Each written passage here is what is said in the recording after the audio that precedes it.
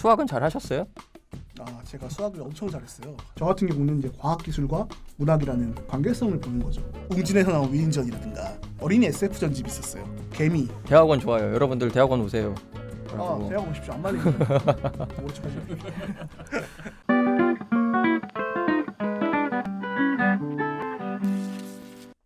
네, 안녕하십니까. 당론살롱의 장주영입니다. 오늘 저는 사회를 담당하고 있습니다. 제 옆에는 오늘 손님으로 두 분을 모셨습니다. 각자 자기소개를 직접 해주시면 좋겠는데요. 일단 저는 성균관대학교에서 공부를 하고 있는 최진석이고요.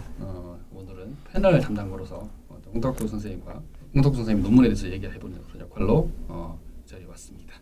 네, 안녕하세요. 반갑습니다. 오늘의 게스트이자 오늘의 주인공인 홍덕구입니다. 저는 동국대학교에서 얼마 전에 박사 논문을 쓰고 졸업을 했고요. 전공은 현대문학, 그중에서도 식민지기 문학입니다. 반갑습니다. 환영합니다. 반갑습니다. 네, 이렇게 특별한 두 분을 모시고 홍덕구를 씹고 뜯고 맛보고 즐겨보고자 합니다. 네, 감사합니다. 전혀 놀라진 않으시네요. 뜯어먹는다고 하니까 깜짝 놀라실 줄 알았는데. PPL 아니죠 이거? 홍덕구 선생님을 도마가 아니라 무대에 올려서 연구자로서의 궤적과 최근 작성하신 학위 논문에 대해서 이야기를 해보려 하고 있습니다. 최근에 제가 닥터라는 웹툰에서 본 표현인데, 네. 그 웹툰 작가님도 박사 학위 논문을 쓰신 분이거든요. 네. 그분에게 학위 논문의 지도 교수가 하신 말씀이 제가 인상적이더라고요. 박사 학위 논문이라는 거는 기본적으로 누구도 의심할 수 없는 명백한 어떤 학문적 성취를 이뤘다는 어떤 증거, 누구도 부정할 수 없는 증거다라는 식의 표현을 웹툰에서 사용하시는 거 되게 인상 깊었던 적이 있는데, 또 그런 면에서 가장 최근에 나온 논문, 즉 최근에 나온 성과들이 어떠한지 한번 좀 음미해보는 그런 자리가 되었으면 좋겠다는 생각이 들어요. 네, 비교적 갓 나온 논문이죠. 정말 갓난아기처럼 우렁차게 울고 있는 것처럼 생각도 됩니다. 어디서 울음소리 들리지 않습니까, 선생님? 우렁우렁 하고 있는 거예요? 네. 너무 부끄러워하시는데요, 선생님. 모든 게 다 부끄럽습니다. 사실 그런 것 같아요. 막 학위를 받은 상황에서는 이제 칭찬도 부끄럽고 지적도 부끄럽고 모든 게 다 부끄러운 그런 상황인 것 같습니다. 아마 두 분도 다 겪으셨겠지만 원래 그 논문이라는 게 이러잖아요. 원래 계획서에는 호랑이가 한 마리 그려져 있지만 실제로 쓰다 보면 호랑이가 고양이가 되기도 하고, 네. 앞다리가 사라지기도 하고 뒷다리가 사라지기도 하고, 마지막에는 어떤 키메라 같은 이렇게 괴물이 나오지만 그래도 사랑하는 내 새끼, 약간 이런 느낌이랄까요. 그 키메라 혹은 골렘이 어떤 논문인지, 왜 사랑스러운 것인지 또 궁금하긴 하지만 논문에 대한 간략한 소개를 해드리는 게 옳을 것 같습니다. 홍 선생님은 1920, 30년대 한국 근대소설의 과학기술 표상이라는 표제로 학위 논문을 작성하였고요.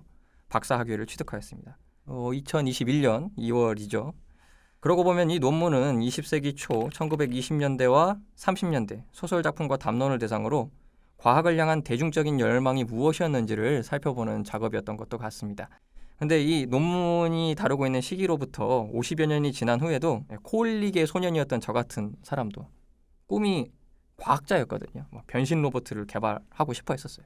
그러고 보면 이런 대중적인 과학에 대한 열망은 참 유구한 역사를 갖고 있는 것 같기도 합니다. 기술이 하나의 보편, 상수로서 이미 놓여있는 가운데, 그리고 그것을 선취함으로써 민족의 자립이나 자존을 성취하려고 하는 열망이 드센 가운데 반과학 혹은 반기술적인 면모나 심지어는 탈식민주의적인 전유 같이 몇 가지 대별되는 태도가 작가들 사이에서 나타난다고 홍 선생님은 보셨던 것 같습니다. 맹신이든 불신이든 실용적인 태도든 과학이냐 아니냐, 이분법적이고 배제적인 것이 아니라 그러한 것들이 혼재되고 뒤엉켜 있었다. 그게 리얼한 것이었다라고 보고 계신 것도 같고요. 아무튼 이렇게 살펴보니 프로문학 대 민족문학, 계급문학 대 비계급문학으로 나누어서 보던 기존의 근대문학사의 틀을 상대화할 수 있는 길이 마련되는 것처럼 보이기도 합니다. 최근에 와서는 문학 연구자 하는 사람들이 소설만 보는 게 아니라 시만 보는 게 아니라 그 작품의 내용만 분석하는 게 아니라 그 작가를 넘어서 당대의 독자들 내지는 어떤 그 사회 전체에 또 어떻게 읽혔는가, 그런 것들에 대해서 이야기하는 소설까지 올라왔잖아요. 그러니까 문학 연구 쪽에서 특히 관심이 없었던 분이라면 아마 1920, 30년대 한국 근대소설의 과학기술 표상이라고 하는 주제가 당황스럽게 다가갈 수 있다고 생각을 해요. 그 당황스러운 만큼이나 그러니까 최근에 문학 연구가 얼마나 많은 것들을 이제 담아내기 시작했는지 보여주는 그런 게 아닐까 하는 생각이 듭니다. 네, 그 두 분의 말씀을 듣고 보니까 제가 되게 훌륭한 일을 한 것 같네요. 저는 그런 느낌인데요. 지금 최 선생님 말씀하신 부분이 과거의 문학 연구 또는 문학을 향유하는 방식이 문학이라는 하나의 영토 내부의 어떤 것들을 들여다보는 그런 작업이었다고 하면은 지금은 문학이 놓여 있는 영토가 또 다른 어떤 영토들 사이에 어떻게 놓여 있는지를 보는 작업인 것 같아요. 그러니까 정치일 수도 있고 역사일 수도 있고 저 같은 경우는 이제 과학기술과 문학이라는 두 가지 항을 놓고 그 관계성을 보는 거죠. 그래서 저도 제 연구의 대전제 중에 하나는 문학이 그러면은 작가의 순수한 창작물이라는 전통적인 사유에서 벗어나서 작가들이 느끼는 사회적인 변화 같은 것들 그런 것들이 어떻게 반영되는지 거기 미치는 영향 중에서도 과학기술이라는 영향을 좀 보고 싶었던 거죠. 그러니까 석사 과정에 갓 들어온 친구들이 보통 학부 과정 때 이제 문학을 좋아했거나 또 문학에 대해서 뭔가 관심을 갖고 있는 친구들이 보통 진학을 하는데 진학한 이후에 되게 당황하거든요. 그러니까 자기가 생각했던 문학 연구가 아닌 거니까요. 네, 고정된 대상이나 아니면 방법론이 네. 마련되어 있지 않은 것 같고 심지어 수업을 여러 개 들어도 그런 걸 알려주는 사람도 없다 보니까 당황하는 경우들이 더러 생기는 것 같습니다. 내가 문학 연구자인데 왜 내가 잡지를 보고 신문을 보고 내가 이거 왜 해야 되지? 뭐 이런 맞아요. 생각한다는 건데 사실 그거는 이제 박사 과정을 밟게 되면 차차 왜 그런 것들을 봐야 하는지 그리고 왜 문학 연구자들이 그걸 보게 되는지 이해하게 되는 것 같아요. 네, 그런 면에서 황덕구 선생님의 박사 논문으로까지의 여정 알아보는 시간을 가져볼까 합니다. 네. 그래서 저희 박론살롱은 프로그램의 진행 순서를 논공 행상으로 가져가 볼까 합니다. 논은 논문 작성자인 논자의 삶의 궤적이나 연구자로서의 궤적이 어떠했는지를 한번 살펴보는 시간이 될 것입니다. 요람에서 졸업까지. 그렇죠. 일종의 요람에서 졸업까지. 그래서 이 첫 번째 질문을 드려보고자 하는데요. 그러고 보면 왜 홍덕근 선생님은 과학도가 되시지 않고 네. 과학에 대해 논문을 쓰는 국문학도가 되었을까 문득 궁금해집니다. 그리고 문돌이는 피할 수 없는 질문이 또 있죠. 수학은 잘 하셨어요? 제가 수학을 엄청 잘했어요. 제가 제일 잘하는 게 집합이었습니다. 네, 아시죠? 집합은 정석 제일 첫 페이지에 나오는 게 아닙니까? 제일 새까맣게 보던. 네, 그런 그냥 솔직히 말씀드리면 수포자였고요, 사실은. 네, 아마 어릴 때 근데 다만 그런 꿈들은 다들 한 번씩 꾸실 것 같아요. 근데 로봇 만화 같은 거 보다가 나는 과학자가 돼서 로봇을 만든다든가 아니면은 뭐 그런 식의 그런 발명들을 해서 뭔가 나는 훌륭한 사람이 돼야지라는 그런 꿈들을 꿀 것 같은데 저도 사실 생각해보면 어릴 때 꿈 중에 하나가 과학자였어요. 근데 저는 되게 디테일하게 저는 유전공학자가 되고 싶었던 기억이 납니다. 왜 유전공학자죠? 아마 제가 한 6살 때 유치원 때 정도로 기억하는데 왜냐면은 그때 제가 이제 보던 여러 가지 어린이 전집들이 있잖아요. 그중에 아마 제 그 어린 저에게 되게 유전공학에 대한 부분들이 인상 깊었던 모양이에요. 그때 이제 한창 나오던 게 무슨 뭐 그 토마토랑 감자랑 같이 이렇게 섞어가지고 포마토라는 작물을 만들기도 하고 뭐 사자랑 호랑이랑 섞어서 라이거를 만들기도 하고 그런 식의 그런 것들이 그 책에 나왔었는데 근데 어릴 때 원래 꿈은 자주 바뀌잖아요. 저도 제 기억만 하더라도 사실 어릴 때 꿈은 거의 1년에 한 번씩 바뀌었던 것 같아요. 뭐 선생님도 되고 싶고 그렇죠. 아니면 뭐 야구 선수도 되고 싶고 막 바뀌었던 기억이 나고 아마 제가 이 주제를 잡게 된 거는 사실 훨씬 나중이거든요.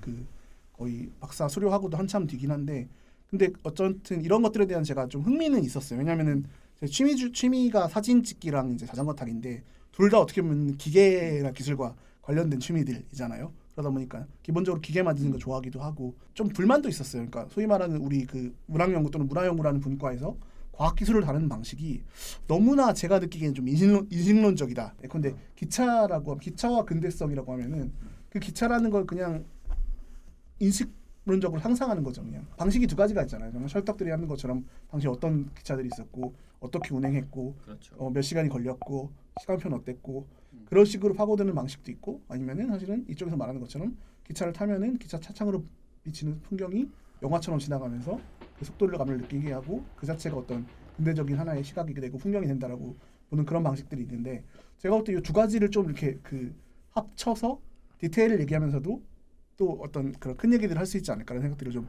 했던 것 같아요. 네, 기계가 기계로서 작동하는 원리나 체계 같은 것들을 동시에 살피면서 그것들이 인간의 삶의 방식이나 행동 패턴들을 어떻게 더 결정짓는지 서로 영향을 주고받는지를 같이 살펴볼 때 생활상과 함께 빚어지는 기계 기술, 과학 내지는 과학성과 관련된 표상들이 어떻게 만들어지는지를 함께 살펴봐야 한다는 이야기를 하신 것 같습니다. 그런데 제가 처음에 드린 질문은 그게 아니었거든요. 지금. 왜 국문학자가 되셨습니까? 국문학도가 되셨습니까? 라는 질문을 드렸는데요. 그러면 살짝 바꿔볼게요. 선생님은 어렸을 때 어떤 책들을 즐겨보셨을까요? 네. 아무래도 그 사람이 읽은 책, 그 사람의 서가에 꽂혀있는 책들로 그 사람의 정체성을 파악하는 건 좀 어리석은 것 같지만 아무래도 역시 이런 물음을 갖지 않을 수가 없습니다. 아마 다 비슷하실 것 같아요. 제 나이 또래의 저희 연배의 사람들이 읽었을 것 같은 건데 뭐 웅진에서 나온 위인전이라든가 아니면 뭐 당시 여러 가지 그런 전집류들을 많이 읽었고요. 근데 좀 기억나는 것 중에 하나는 제가 어릴 때 갖고 있던 전집 중에 어린이 SF 전집이 있었어요. 그러니까 지금 생각하면 되게 명작들이거든요. 저기 필립 K 딕이라든가 그런 그 명 SF 작가들의 소설들을 약간 어린이용으로 각색해 놓은 그런 전집이 있었는데 그때 읽었던 책들이 나중에 대학 와서 그런 그 SF 소설을 원전으로 읽으면서 이제 좀 흥미로웠던 기억들이 나는데 그런 것도 있었고 그다음에 개미 베르나르 베르베르의 개미가 저희 초등학교 5학년 6학년 때쯤에 엄청 유행했기 때문에 한국에 90년대 중후반에 선풍적인 인기를 끌었죠. 또 개미가 그때 약간 과학 소설이라는 식으로 저기가 됐었잖아요. 마케팅이 됐었잖아요. 그랬죠. 그래서 SF 팬들 굉장히 분개한 네네 그랬던 기억도 나는데 그랬던 기억도 좀 나고 그다음에 저기 마이클 크라이튼 소설도 엄청 좋아했습니다. 잃어버린 세계, 그러니까 주라기 공원의 원작 소설인데 콩고 뭐 이런 작품도 엄청 좋아했고 그렇게 생각하니까 또 이게 그런 식의 어떤 저의 독서 편력이 지금의 저와 관련이 있는 것 같기도 하네요. 네네. 저도 이제 그런 비슷한 책들을 이제 어렸을 때 보고 자랐던 경험이 있긴 한데 그런 책을 보고 자라고 또 그런 책으로 되게 많은 경험을 받았던 사람들이 보통은 문학을 전공하기보다는 다른 거를 선택하는 경우가 많더라고요. 그러니까 기술과학 쪽에 종사한다거나 아니면 과학 관련된 거는 그냥 자기 취미로 남겨둔다거나 그런 경우가 많은데 이제 문학도가 돼야겠다, 문학의 길을 걸어야겠다라고 생각하게 만들었던 어떤 계기나 경험, 책 이런 게 있다면 또 어떤 게 있을까 생각이 들어요. 이게 계기라기는 좀 그렇고요. 과정이 있는 것 같은데 특히 고등학교에 입학해서부터 수학이라고 하는 것들의 언어와 그다음에 이 문학이나 역사학 같은 그런 당시에는 이제 국사였겠죠.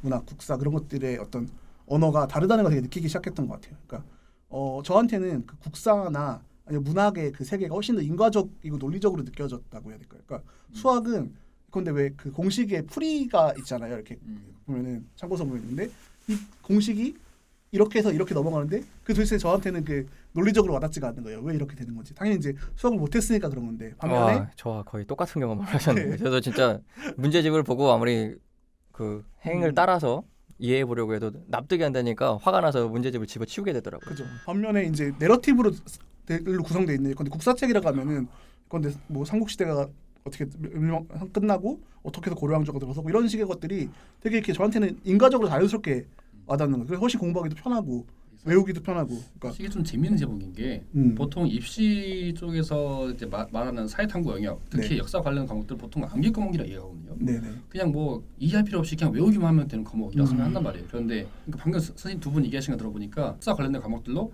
인과관계로 일종의 이야기로서 일을 하셨다는 거잖아요. 네. 서사가 갖고 있는 힘이 아닌가 싶기도 합니다. 그게 바로. 그게 문학도로 이끄는 힘 중 하나였을까 싶기도 하네요.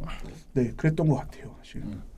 그리고 뭐 제 자랑은 아니지만 이제 고등학교 2학년 때 조그만 이제 어떤 대회에 나가서 이제 상을 받게 됐는데 소설을 써가지고 그것도 컸죠 사실은. 왜냐면은 그때는 그런 거 하나 받으면 이렇게 으쓱으쓱하잖아요. 그래서 내가 소설 좀 쓰는 것 같고 뭔가 이렇게 그런 착각에 또 빠져가지고 그때 본격적으로 그럼 국문과라는 데를 한번 가볼까 소설을 한번 써볼까라는 생각을 하게 된 것 같아요. 그게 언제쯤이었습니까? 정확히 고2 때였습니다. 고2요. 생각보다 빠르게 진로를 결정하셨네요. 네. 사실 그때는 보통 이제 자기 진로를 잘 보통 못 정하는 경우가 많고 점수에 맞춰서 진학을 먼저 하고 그렇죠.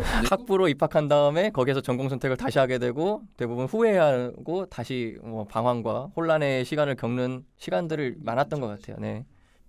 근데 어쨌든 어려서부터 그렇게 문학을 전공 이제 해도 괜찮겠다라는 생각을 하시게 됐던 건데 사실 방금 말씀하셨던 것처럼 처음에 본인이 관심을 가졌던 건 창작인 거잖아요. 네. 그러니까 소설을 쓰는 거, 그러니까 아니면 뭐 소설 읽는 거였을 텐데 사실 근데 그것과 그러니까 문학을 연구한다라고 하는 건 전혀 다른 영역이기도 한 거거든요. 네, 맞습니다. 그러니까 사실 어렸을 때는 그런 얘기를 잘 모르기도 하고요.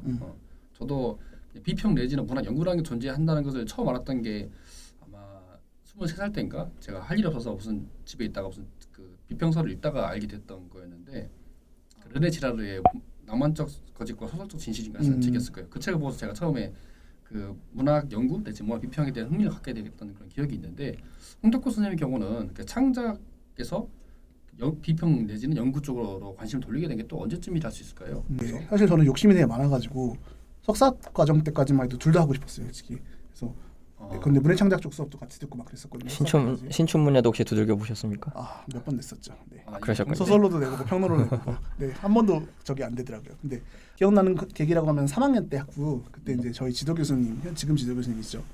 과 함께 어떤 세미나를 하게 됐어요. 근데 사실 정말 그 학부생과 하는 세미나는 드물게도 당시 이제 잡지 읽는 세미나를 했습니다. 그래서 그때 읽었던 잡지가 신천지라는 잡지거든요. 이게 좀 종교 단체 이름처럼 들리기도 하는데. 신천지랑 관계있고요. 네. 이제 해방기의 어떤 새로운 세상을 만들자라는 어떤 그 나라 만들기랑 관련돼 있는 그런 잡지인데 그 잡지를 읽는 세미나를 했었어요. 그래서 그 학부생 때니까 사실은 그 한자도 못 읽고 새로 쓰기도 엄청 어렵고 그래서 정말 낑낑대면서 읽었던 기억이 나는데 그래서 좀 한 학기 동안 했는데도 한 권 그러니까 첫 창간호 정도 읽었던 기억이 나요. 근데 그때 약간 이 연구라는 게 뭔가라는 재미를 좀 느꼈던 것 같습니다. 그러니까 어려웠지만 그 1차 텍스트라는 걸 읽고 그다음에 거기서 어떤 시대적 맥락을 읽어내고 그것이 당시에 나왔던 소설들과 어떤 관련성이 있는지 그러니까 그런 것들을 보면서 그러니까 정말 이게 내가 소설을 읽고 나와 작가가 소통하는 것도 대결하는 것도 있지만 사실은 그 바깥에 있는 더 큰 영역들이 할까요? 그러니까 사회가 될 수도 있고 역사가 될 수도 있고 그런 걸 통해서 사실은 소설을 보는 게 되게 매력적이구나는 걸 느꼈던 경험이 있네요. 네. 듣고 보니 상당히 엘리트 코스를 밟아오셨네요. 학부 때부터. 네. 대부분 50m 달리기 단거리부터 시작했다가 이제 나중에 뭐 최종적으로 심폐 능력을 기른 다음에 마라톤에 도전한다고 하는 건데 뭔가 말씀을 들어보니 종합적이고 체계적인 훈련을 학부 때부터 받아오셨어요. 전혀 그렇지 않고 네, 그런 거 있잖아요. 대학생이 죄를 지으면은 대학원에 간다고 제가 딱 그런 경우였던 것 같습니다.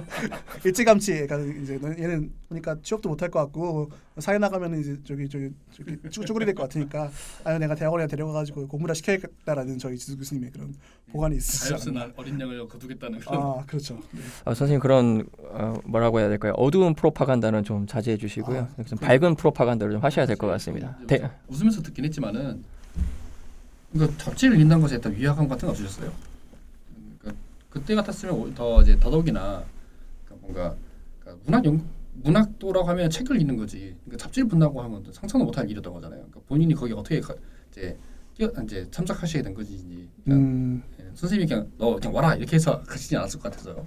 그때 저는 되게 순진하고 그러니까 열정에 차 있는 복학생이었기 때문에 뭔가 그 선생님들이랑 일단 무한한 신뢰가 있었고요. 기본적으로. 그리고 얘기 말씀드리니까 또 기억나는 것 중에 하나 이경훈 선생님의 오빠의 탄생을 읽었던 기억이 나는데 그 책이 저한테도 또 되게 충격적이었던 기억이 납니다. 물론 당시에도 논란이 많았고 뭐 지금도 이제 우리가 비판적으로도 읽을 수 있는 책이지만 어쨌든 그런 식으로 문학이라는 거를 정말 그 문학의 세계 안에 그 영토 안에 내부의 것들만 보는 게 아니라 외부의 여러 가지 요소들과 관계지어서 읽을 수 있다는 것이 굉장히 저한테는 좀 어떤 충격이었고 그것이 아마 제가 연구가 무엇인지를 좀 깨닫게 됐던 그런 계기였던 것 같아요. 네.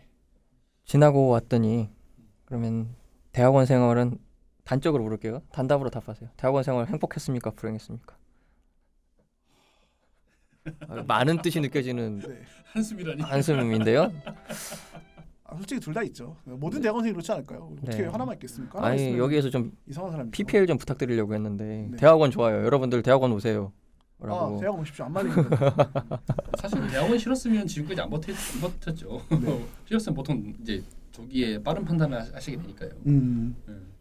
방금 말씀하셨던 선생님의 그 충격 같은 것도 사실 그걸 신선하다라고 생각했으니까 이제 보통 남아 있는 거지. 이건 내가 생각하는 문학이 아니야라고 생각하시는 분들은 보통 이제 대학원이 아닌 다른 방향에서 이제 자기가 생각하는 문학을 추구하시게 되잖아요. 근데 저희 때는 선배들이 진짜 지금도 그렇지만 저보고 대학원 오지 말라 그랬어요. 대학원 너무 힘들다, 너무 별로다. 그러니까 궁금한 거예요. 얼마나 좋길래 저 양반들이 자기들끼리만 좋은 거 하려고 난 오지 말라 그러냐. 석사를 갔죠. 그분들 진심이 전이지 않아서 석사를 마치고 마음이 닿았어야 되는데. 네, 석사를 마치고 박사를 가려고 했는데 또 박사는 진짜 오지 마라. 너 마지막 기회다 그러는 거예요. 내가 석사는 좀 별로였는데 그럼 박사를 가야지 좋은 게 있나 보다라고 박사를 오게 됐죠. 그러면 지금까지 선생님 정말 오랫동안 힘겹게 최종 목표 지점을 달려오셨는데 그때까지 스트레스가 상당하셨을 것 같아요. 아까 그 깊은 함숨 속에서도 표현되지 못한 스트레스가 있었을 것 같은데 그 스트레스는 어떻게 이겨내거나 잠재우면서 지내오셨을까요? 네, 사실 저는 제가 정확히 석사를 2009년에 들어갔고 2011년에 박사과정을 들어갔고 2013년에 박사를 수료를 했거든요. 그러니까 사실은 거의 8년 정도 걸린 거죠. 방문 쓸 때까지 수료한 다음에 엄청 오래 늦게 쓴 경우인데 사실 제가 그 8년 동안 이 논문 한 주제만 가지고 매진한 건 아니고요, 당연히. 네, 여러 가지 그 방황들을 했습니다. 그 사춘기가 느껴가지고 제가 이유 없는 방황을 막 하고 그랬는데 협동조합 만들겠다고 해서 나가서 설치기도 하고 대학원생 노조 활동도 하고 막 했는데 그런 것들이 저한테는 오히려 이렇게 지금 와서 보면은 돌아가는 길 같았지만 사실은 가장 빠른 길이었다는 생각도 좀 듭니다. 사실은 공부로 얻는 즐거움 플러스 대학원생으로서 해야 되는 여러 가지 뭐 행정적인 그런 일들이라든가 그런 것들 때문에 얻는 스트레스가 복합적으로 있었는데 아시겠죠? 공부로 얻는 기쁨이라는 거는 되게 추상적인 거거든요. 네. 사실 매우 가끔 느끼게 되죠. 예, 정말 왜 대학원생이 받는 보너스는 교수들이 열심히 했네, 수고했네라는 그 한마디 해주는 것, 자기가 쓴 글에 대해서 그런 것이 이제 보너스라는 말도 농담처럼 하는데 그런 경험은 거의 진짜 드물고 대부분의 경험들은 되게 좌절하고 상처받는 경험들이 많기 때문에 그래서 저는 그럴수록 약간 제가 왜 대학원에 다니느냐라는 문제 또는 대학원 교육은 무엇이어야 되냐는 문제로 좀 돌아갔던 것 같아요. 그럴 때일수록. 그래가지고 뭐 여러 가지 뭐 대학원생들 그런 처우 개선하는 활동들도 하고 그러면서 오히려 제 자신이 치유받는 과정들이 있었고 그 신앙 간증 같네요. 이렇게 말하니까. 은사를 받았다고 해야 되나 그런 표현으로 하여간 그런 과정들을 거치면서 좀 이제 자존감도 좀 회복이 되고 지금까지 올 수 있었던 것 같습니다. 공부 내적인 얘기를 좀 더 해보자면 네. 황덕근 선생님 개인적으로 생각하셨을 때 본인의 어떤 연구자로서의 성장 같은데 가장 뭐 긍정적인 영향력을 줬던 그런 경험, 그러니까 뭐 세미나든 수업이든 아니면 뭐 인간관계든 그런 것들은 또 어떤 게 있을까? 네, 이것도 되게 중요하면서도 대답하기 어려운 질문이라고 생각하는데요. 그러니까 저는 평소에 그게 제가 갖는 생각인데 대학원 공부는 사실은 좀 이렇게 말하면 좀 그렇지만 수업에서 얻는 거나 30% 정도밖에 안 되고 저는 사실은 동료들과의 세미나라든가 외부 활동에서 얻는 게 70% 된다고 생각을 하거든요. 그래서 과정은 따지고 보면 총 4년밖에 안 되잖아요. 되게 짧은 시간이에요. 금방 갑니다. 정말 4년. 석사 2년, 박사 2년 금방 가는데 그러면 수업 많이 들어봤자 사실은 뭐 학점으로 따지면은 한 60학점 정도밖에 안 되는 거고 그렇죠. 그걸 통해서 사실 우리가 어떤 한 명의 연구자로서 할 수 있는 지식들 다 얻을 수 있는 거 아니거든요. 그래서 저와 같은 관심사를 갖고 계신 분들과 했던 세미나들로부터 얻은 게 굉장히 큰 것 같습니다. 네, 대학사나 대학 제도에 대해서 연구하시는 분들이 하는 뭐 통설 같은 것들이 있는데요. 줄곧 대학교에서는 학생을 가르치지 않고 학생은 스스로 배우고 잘한다라는 네. 뭐 비슷한 그런 말들이 있더라고요.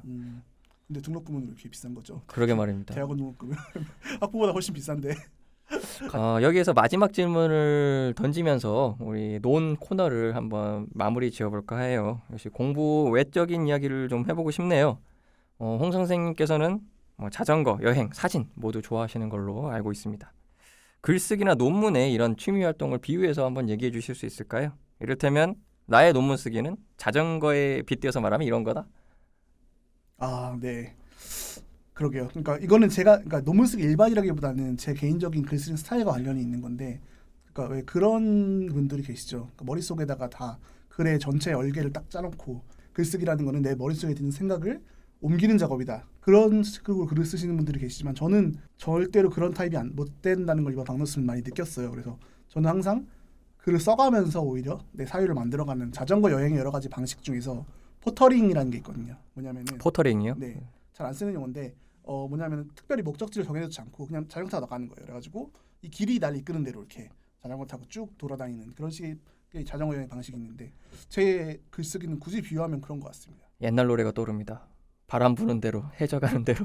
그렇죠. 네. 아시는 분은 아시겠죠? 네. 그 CM송 아닙니까 이거? CM송입니다. 네. 자동차 브랜드와 자동차 브랜드는 아니었고 신발 브랜드였죠. 자동차 네. 브랜드에서 여기서 자꾸 디테일하게 밝히면 밝힐수록 네. 저 연식이 밝혀지기 때문에 잠깐 묻어두고 이야기를 해볼 것입니다. 모른 척하지 마십시오. 구독과 좋아요, 알람 설정 꼭 부탁드리겠습니다. 구독, 좋아요, 알람 설정. 좋아요와 구독도 부탁드립니다.